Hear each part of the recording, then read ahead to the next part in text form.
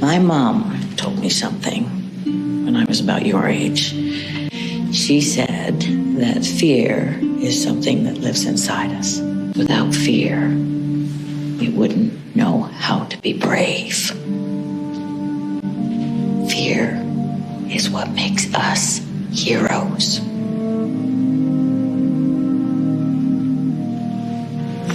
Oh, I get it. Cry not as a river, but as a lake. This is Ellen the Marvelous, the movie Gangstar. In this review, I want to discuss on the episode 6 mostly. First, to show you a bigger picture, not only on the show and the story we follow, but on the very special effect they put us audiences through, as I can claim that audiences were a part of the show in a bigger and larger scale. A worldwide thrilling journey, even if for once to show us what we scare the most is not what that's supposed to happen to us. Honestly, through this very episode, due to all sneak peeks and promo videos we already saw, we were waiting for someone to die. They created all these illusions for us that Ethan knows about the future intensely, only to let us believe in Donna's death. Next moment, this is Ethan's pure loving speech by Donna's body. It was not some childish tears of desperation, but as a reflection of what may it be. If even in our darkest times, show some compassion and gratitude of what we have learned from each other already, and show our respect and gratitude as a source of love that turns into the light and the beacon of hope as the most strongest weapon in those dark times. Of course, he knew Donna may not stay alive, but he never mentioned on anything heartbreaking, negative, and harmful to trigger more pain and misery. But he got his lesson from Victor, who already was a victim of this negative, fearful mindset. Victor was desperately regretful of exposing the truth about the man in yellow and what he was done to his mother for his father, Henry. Ethan did something different.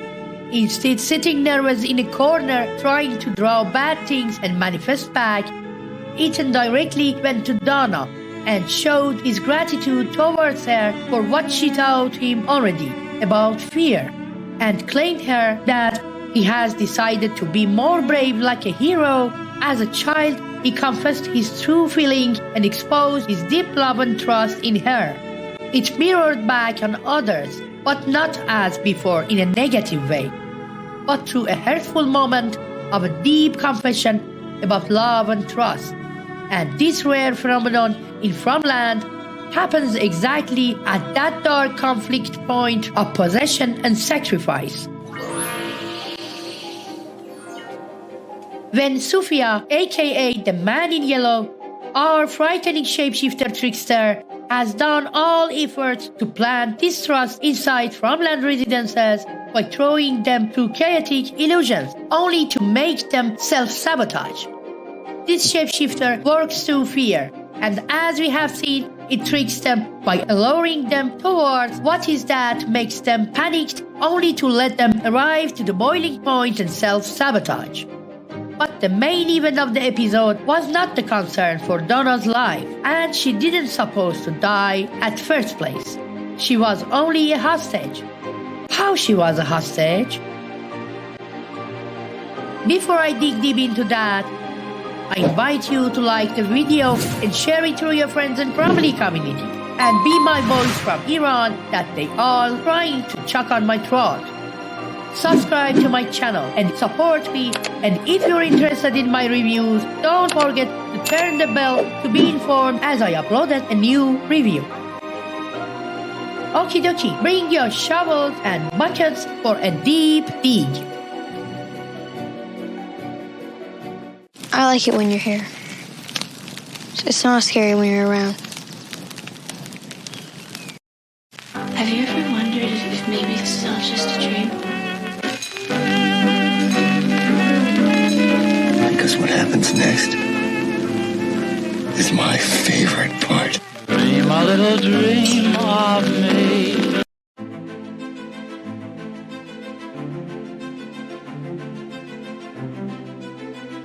As I mentioned before, the moment the man in yellow killed Jim and transformed himself into Sophia, he trapped the priest and entered the town through a fake car accident, which I call a man-made disaster. The day after, Jim's body was found, and at the same time, it was Sophia who killed the priest as her father, only to get sympathy not only from the other people, but from Julie, who was lost his loyal, loving father at the same time, only to attract her attention and sympathy to insult her and burst her out of anger, and at the same time puts the blame on Matthew's family. It means the man in yellow needed Jim to be killed, and used him as a substitute father figure to swap the role and shifts not only the blame but attention on them by only reminding them of the day that Matthew's family arrived, especially in Kenny, who was really concerned about Jim and his family, to plant the seeds of doubt and distrust in their mind.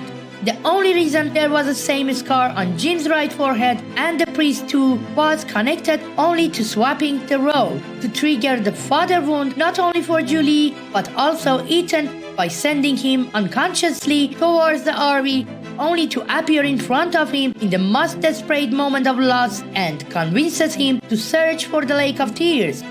Next time, it was her, Sophia, who manifested Victor to the diner only to trigger Ethan to take Victor to the Brandel, where he thinks must be the Lake of Tears, the one his father, Jim, has asked him to find. Even we see Victor is terrified of water and tries to convince Ethan to stay. But this is Ethan himself who allures him to tell his secret if he takes him to the Brandel.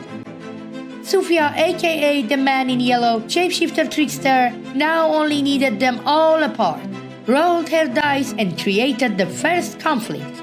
This mofo trickster works through colors to manifest feelings and past memories. Have you ever wondered if maybe this is all just a dream?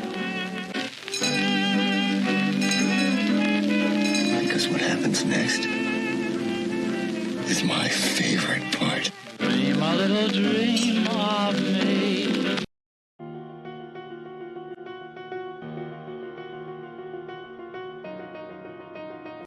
Victor showed them a drawing of Matthew's family at the diner, and you can see the domination of blue color as not only in the sky, but their house in comparison with the mass of yellow color cloud. Also, this is Jim in the drawing, all in blue. Of course, after them looking into the drawing by only one glimpse, Ethan remembers of the RV where he met Jim's ghost. Julie remembers of their blue house and blue bag and after all blue boots. And after a while, as Tabitha puts the drawing on the table at home to relax, just only by opening the drawer, she finds of that old yellow drawing of the lighthouse, triggers her past regret and decides to leave to the bottle tree to the lighthouse by passing through the bottle tree to save her children. And at the same time, 3 different storylines in the background are creating, and each one of them contains one of Matthew's family private investigation. Sophia has tricked them into the past like that, and the moment Victor sees the yellow suit and pieces on himself, the main attack was launched through that yellow dirty canary suit. Don't forget of Tabitha's clothes in Victor's drawing also in yellow color. And this is only Julie who has green dress, which is a combination of yellow and blue. It's just amazing that at the same time as Victor has seen that junky yellow suit by the tree, Jade finds those mushrooms he already wished for back at the bar as a miracle. This caused Jade to decide to take those mushrooms as Henry and Miranda did the same before. And he willingly decides to take this mushroom trip and asks Boyd to take care of him and gives him an anchor word as Capricorn. Have you ever wondered if maybe this is all just a dream? Because what happens next is my favorite part. Dream a little dream of me. Cry not as a river, but as a lake. let's take a glimpse on Jade's journey.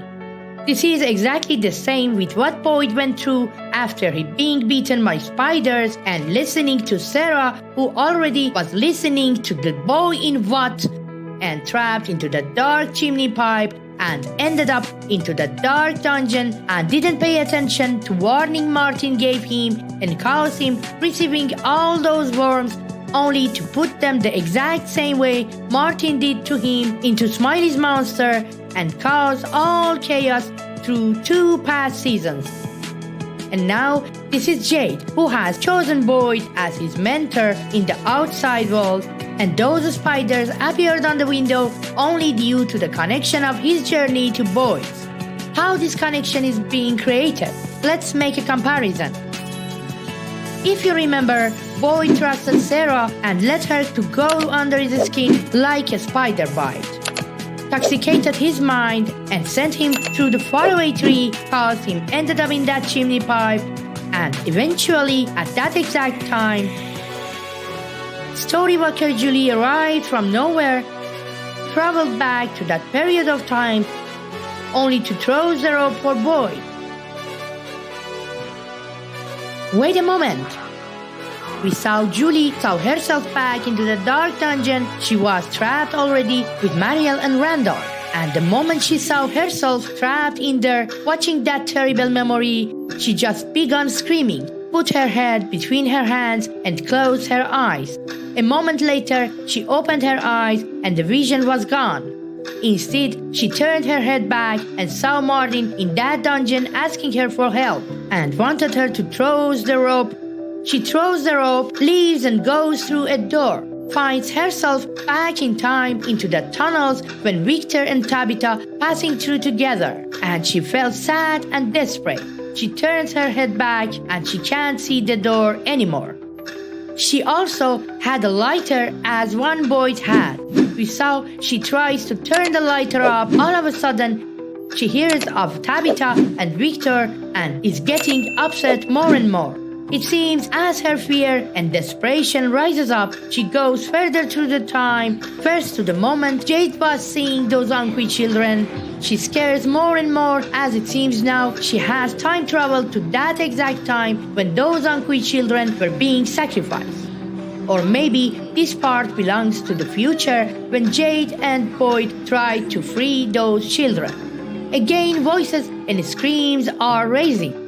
Judy could travel this much back through the time and hear of those hungry children scream means that she only went through a deep trauma from inside that was caused by a repeated toxic pattern by her parents as a father wound and mother wound.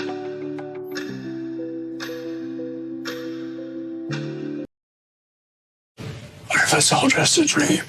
Have you ever wondered if maybe this is all just a dream? Because what happens next is my favorite part. Dream a little dream of me. Que sera, sera. Whatever will be, will be. The future's not ours to see. Que sera, sera. What will be, will be. Que sera.